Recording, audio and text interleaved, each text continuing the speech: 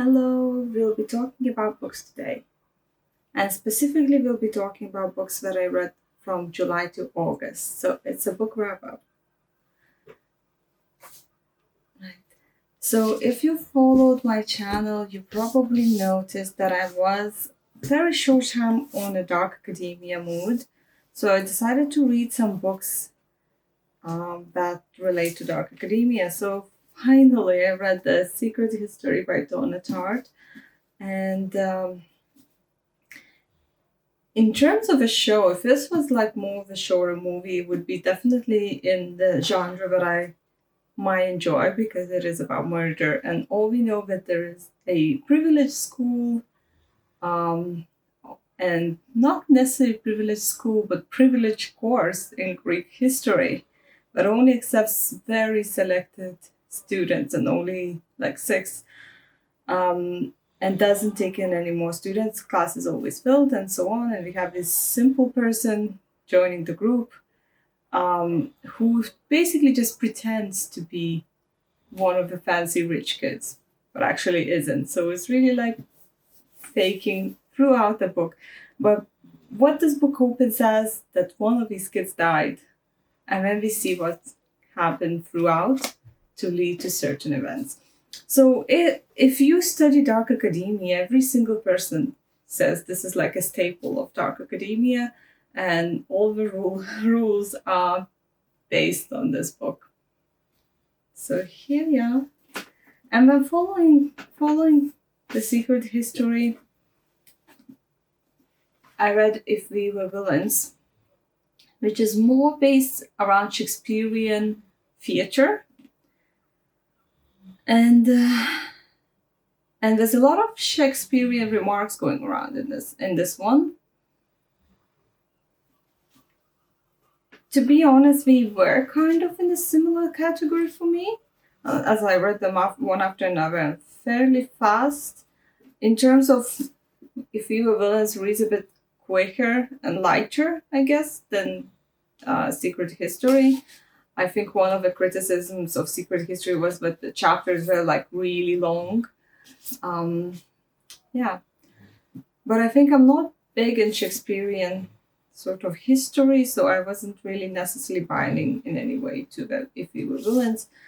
Um, it was a nice experiment to read and familiarize with these books, but it wasn't necessarily sort of um, in a particular genre for me. I think if I looked at sort of dark academia, I would be looking at more fantasy wise because I read much more fantasy, and I would probably be picking Babel instead. But yeah, these two. Also, I also read a lot of books around the recent trip, and I already spoke about them, but I might just bring some of them out. 100 Tales from the Tokyo Ghost Cafe was really like one of my favorites, and I'm keeping it because it's about the spirits and the tales surrounding the spirits of Japanese spirits yokai, um, and little sort of mysterious situations that happen with them, told in two different genres of prose, comic, graphic, manga, I guess, and a prose. And it's a very light read, I would say. Even though it looks pretty thick, it's really quick read, and it's very nice to take on a trip with yourself. I had I have really enjoyed it because it also was retelling in a sort of modern world. Um, yeah, very great book. Then another one I spoke about is Shonen Jump Guide to Making Manga as well, um, because it's more not as much as a guide, and I usually wouldn't pick this up, but there are a mangaka surveys where each of the creators tell about their process and what we would love to know, as well as there are like prompts and two different mangakas making the same prompt in a different style and a different way. And the beginning of it, we have three characters. It's not told so much in the manga style. It's more told like in an interview sort of style. So there are three characters that tell about how to make manga in a way, or like what to know about it. And the biggest message of this, and that's why I really loved it, was that you have to create what you love, right? So I think it's very inspiring read in the sense that, like, if you're feeling a bit lower down and looking for inspiration, I think it can be quite good. It's not necessarily that you like would be learning a lot, though. If you do draw manga, there is like a lot of about paneling and so on. But I think it's just a message and inspiration, really. Now, I read also this, which is French graphic novel, called Le Voyage d'Ars Lune. And I don't know French, and I think it's very obvious of that. But I read this with like a Google translator. And basically, it's very cute. It's about the journey of the bear and a crow. And the bear is looking for other bears because I think it's a bit of like bear's identity. So, bear is having an identity crisis and realizing that he doesn't know any bears, talking about his like birthplace and so on. And they go searching for other bears. And then obviously we also talk about animals and the deities as animals, and we didn't figure out any deities of bears, and like most people are scared of bears, and that's why bear is a bit sad. But basically it's really cute and lovely, and this is like the friendship between these animals, meeting other animals. A lot of beautiful drawings. Honestly, I start thinking that bears are like the cutest ever animals, and I want to draw some more bears because I can't even show any like every page is cute. Like, I don't know, but not such a big images for me to show, but the bear is just absolutely cute, little eyes. Just so cute, honestly. So I'm keeping this as one for now. Pretty cute. I also read Before We Say Goodbye, which is another spin-off book of Before Coffee Gets Cold. I really like reading them because they are so compact and they often like slow down and a bit emotional background to it. I probably followed through quite a bit of these series, but I really enjoyed it because, again, you can read it very quickly. You can take it for the trips. It's usually very light and slow paced. Yeah, I'm probably gonna read the other ones if they do come out. I'm now not quite sure, but I also think this was the one who about a person who spent some time with a dog who was dying or something like that. I read A Moonlight Market, which is Joanne Harris' new book, which was absolutely beautifully written, as Joanne Harris has this ability to spin the tales, especially like based in mythology and intertwining with the modern world. So she was telling a story about fairy creatures, but fairy creatures were more of like with a little bit more of the mischief and wickedness. And this is a story about the boy who falls in love with a fairy, and he uses photography to capture these little moments because fairies tend to steal memories and like feed off memories, let's say. So it was very bittersweet.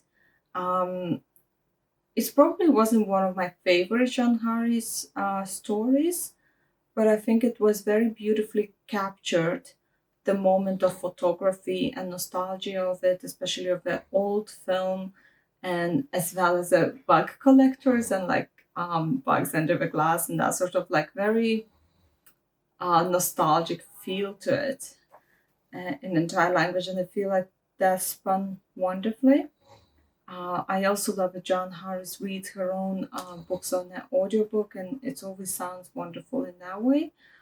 Um, I wasn't thinking the story and plot was necessarily very strong in this one, but I think it's just mostly the telling, the telling of it. Now, the other graphic novel that I read was called, I believe, Lonely at the Edge of a Planet.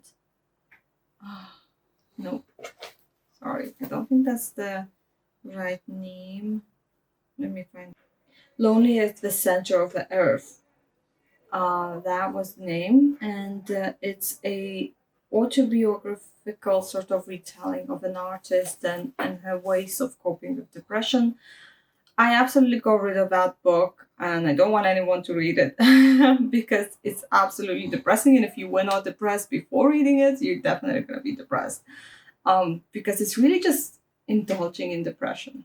I don't think it's even the ways of coping with it. It's literally just like everything sucks and this is depression and my life sucks and whatnot. Sadly, it's way too sad in that way. Like I actually was really upset with it in general. Then I read a Maps to Everlands by Emily Wilde's Encyclopedia of Fairies sequel, Emily Wilde's Maps to Everlands, which I probably enjoyed the first book better than the second book. I did still enjoy the way of telling. I think the romance was more prominent in the second book. So if you're looking for like fairy based romance, with a lot of mythological elements. That's and slow pace and sort of cottagecore definitely start the series. But the second one was much stronger on the romance, less strong on the cottagecore, I guess. And it tells about getting lost in fairy worlds. Pretty much, the story is about getting lost in fairy worlds and finding your way around it. There's quite a lot of these books that we have to talk about, and another one was what I read was Upon a Frosted Star. I think I mentioned again in one of my vlogs that it says, I believe it says that it's like Swan Lake and Great Gatsby mashup, and I can feel that slightly very close of mentioned it because it definitely stars and it also like cites some of the Great Gatsby on the other side of paradise or other sort of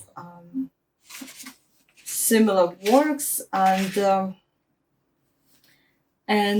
it starts with like lavish party and it definitely has very glamoured language, let's say, and definitely has that art nouveau vibe, I guess, but otherwise it did fall a little bit flat. Like language was a work of art, let's say, and the vibe was correct, but I think the story was kind of falling flat. So we did it where we were talking about these ladies that turn into swans. So we did try directly mash up these two works of art, but I don't think it necessarily worked as well. But I did enjoy, especially in the beginning and getting into it. I remember that I was sort of looking into this language, but sort of borderlands. Some people say that it borderlands on purple prose, but at the same time, I think that were the benefits of that book rather than the lackings of it, in a sense. The book of the month for August was The Familiar or by Lee Bardugo, which I picked for my Patreon, and I finished reading it. I have absolutely wonderful edition of it, like these pomegranates with some gold in them were absolutely gorgeous, and the spray edges and everything. However, I wasn't vibing with it. It was my first book going into Lee Bardugo's books, and however, it's like the third of her adult books, and it's the only one that is historical, I believe. And I don't know if that's where that I sort of picked wrong because I am not a big historical fiction reader. This book specifically takes place in sort of Spanish Inquisition times, and we follow Luisa, I believe, who is like a some sort of maid of this like mid-rate in mid-wave society or like a poorer society to a degree. Um,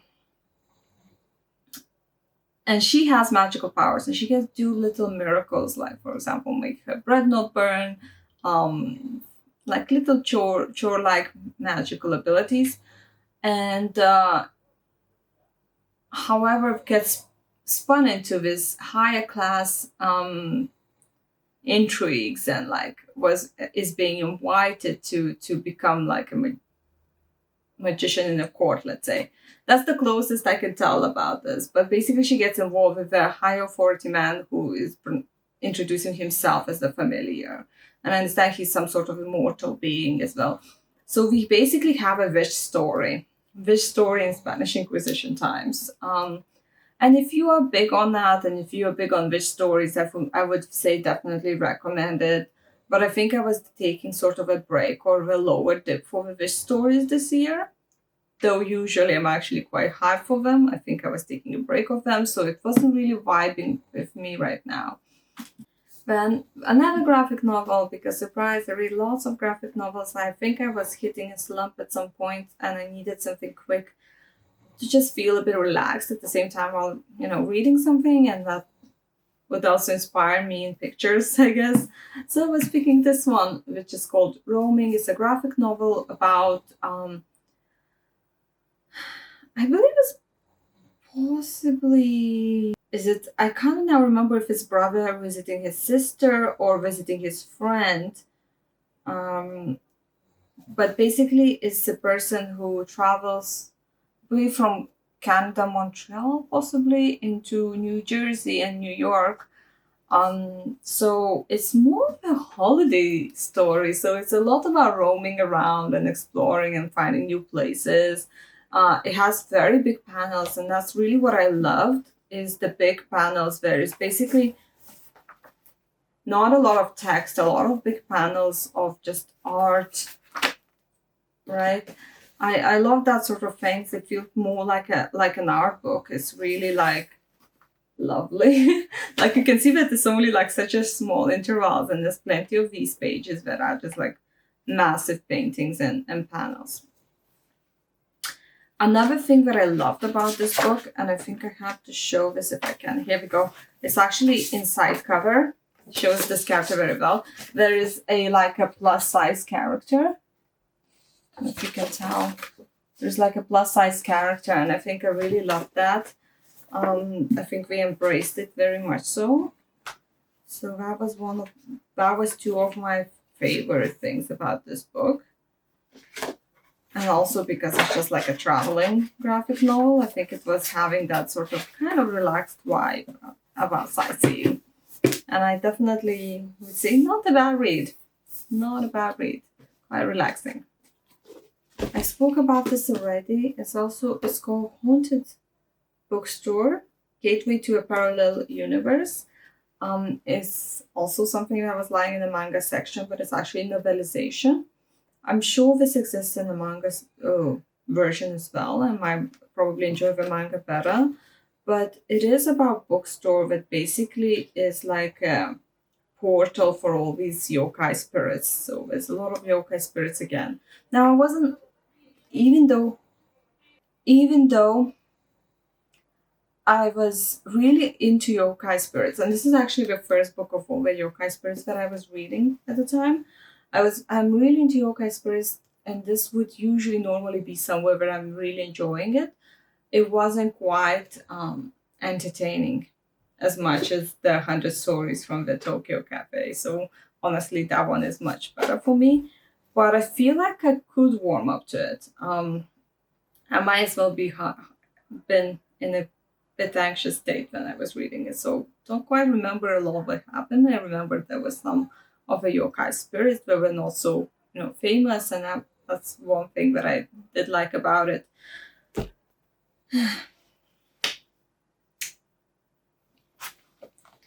I spent like one of the weekends or the weeks reading just the Marvel graphic, like not only just the Marvel DC as well, but mainly like superhero graphic novels that my partner hoarded.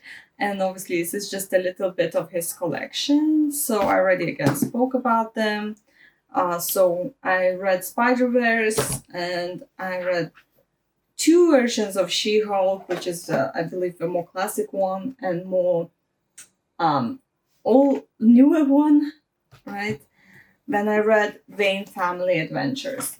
And one of the latest ones, I also read Amazing, Fantastic, Incredible Stan Lee, and it's written by Stan Lee, so I actually really enjoyed it because it was about his life. I found it a visionary, and I really found it really inspiring to a degree. So let's put that one away. But out of the superhero ones, the most favorite was Batman Bane Family Adventures, because it was literally just like that cozy in between training time with all the all the Robins. I didn't even know there were so many Robins and how we changed the names and whatnot. So I really enjoyed it, and I'm happy to read more volumes if I do find them anywhere, because so far I haven't seen further volumes. And the other one that I really enjoyed was She-Hulk.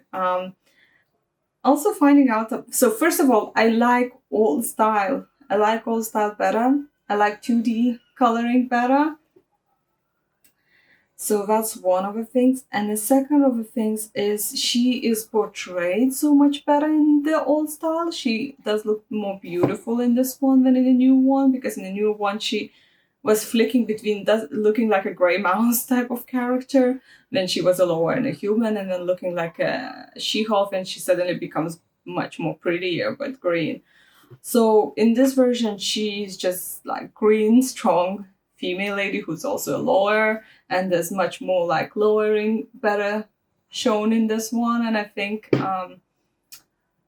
more like inspiring in terms of like how to be a strong female character, honestly. Um, and one of the other things that I liked that was some notes on the right from the writers as well, saying that we specifically try to use the most lame villains and characters from other Marvel stories and make them less lame. And I really love that. Actually, I love that, and I really enjoyed this one basically. So I did some like a reading challenge for myself over one of the weekends, where I tried to read as many books as possible. I tried to film that, but I actually scrapped that material. So I'm sorry, guys. I just found it wasn't so interesting because all the books were out of different genres, and I felt like it would have been more interesting if I did a challenge for one genre or specific goal. So even though I took you guys on a journey with me, I didn't really proceed with editing and submitting that material. But basically, the next like 4 or 5 books where I read on the same time. So first one was Crystal Sutherland, Invocations, and this is more of a Halloween story, I would say. I think it starts or finishes in the Halloween party, or even both.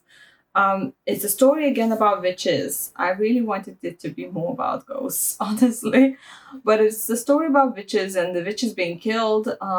Very known scenario, and then obviously other girls start getting like cautious about it, and then they realize that the killing is being done by another witch who is like possessed by a demon or has a contract with a demon.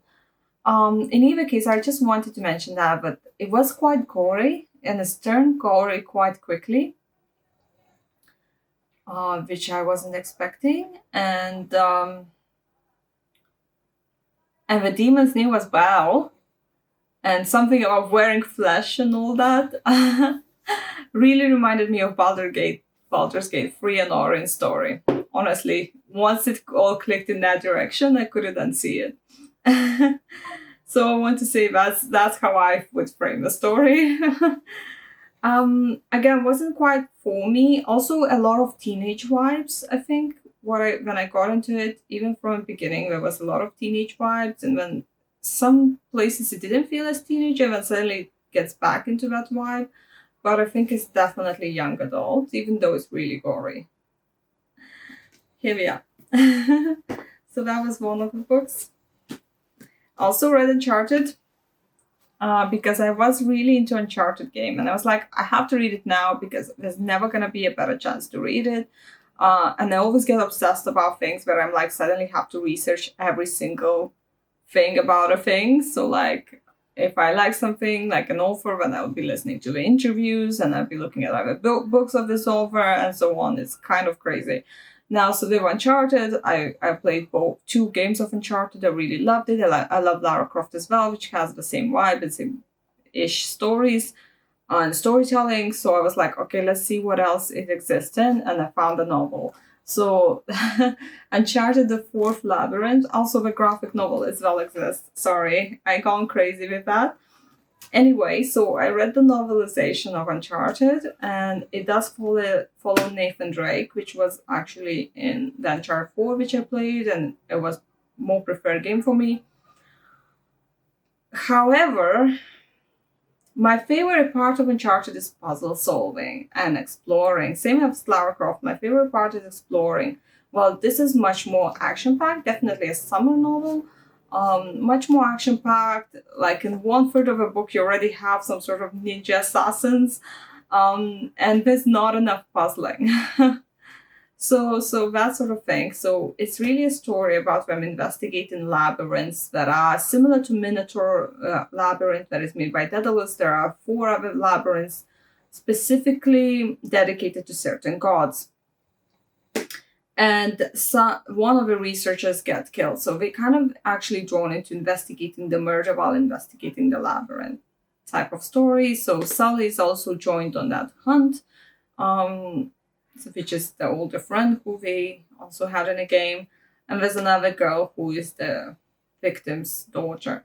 So this trio sort of goes around together through different maps as if in a game, trying to discover these labyrinths and sort of mystery behind it.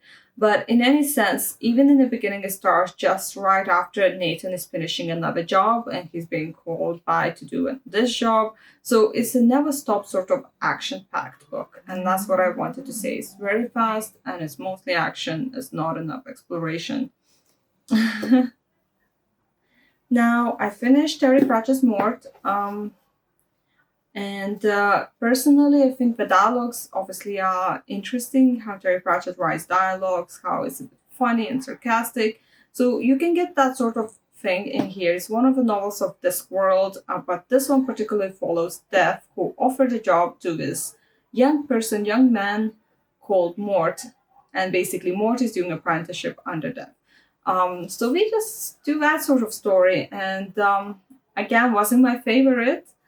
And I don't know, is it because as an audiobook it might have worked better? There's a lot of dialogue and just basically communication. Yeah, and this book encapsulates entire apprenticeship time basically. Yeah, these books. And then I also picked a middle grade. I haven't had a middle grade. I haven't read a middle grade for like so long that I was cryingly in need of one. And I think I definitely should try to read some more middle grades because it felt very refreshing to read a different pacing novel, something a little bit different. So it took me just about a day to finish it as well. The Fairfleet Affair, the A&A Detective Agency. I think it's also a debut novel as long as I couldn't find any more novels under this author.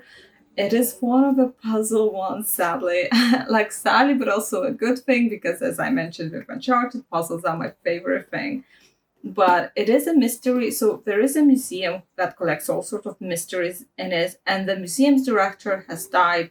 And these 2 kids are trying to solve this mystery, this murder, let's say.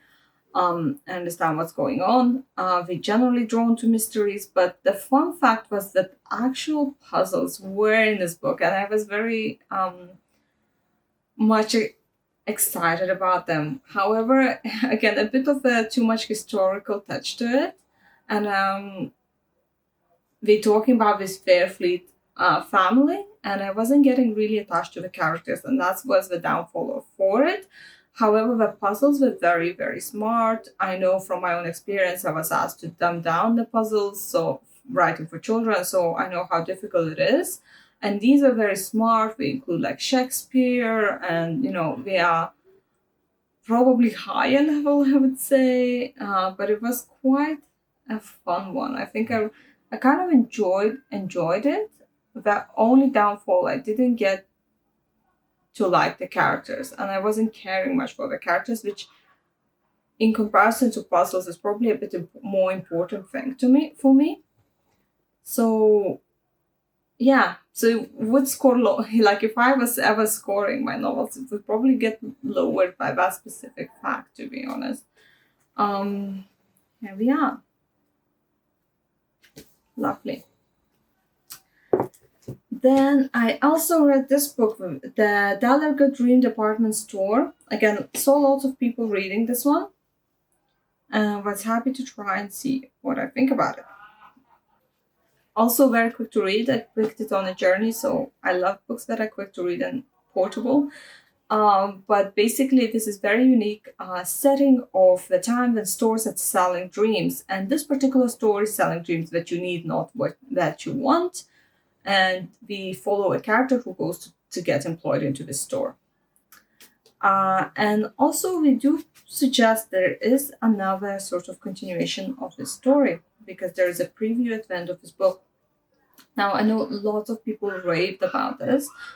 I found it not so interesting. The only thing that is holding it is unique story basically, but yeah, it could be a fun read in that way. Right, I'm pretty sure that would be the end of it. Now, I do want to mention one more book before I switch off. One more book is that I'm currently reading a Everyone in my family has murdered somebody, and I am not enjoying that book because even though it starts with a dead body and the sister who murdered someone, and it starts with a narrator who's promising that he's reliable, which already makes it very interesting character voice. I think I'm not quite vibing with how it's told in the stories, and I thought it will be kind of more streamlined, I guess. That would be how I would say. And it's kind of chunky feeling to it, how it's being told. So don't think I'm gonna necessarily continue it or just do it in very, very small sections. And I thought it's worthwhile mentioning in this wrap up because I don't know if I'm ever gonna bring it back.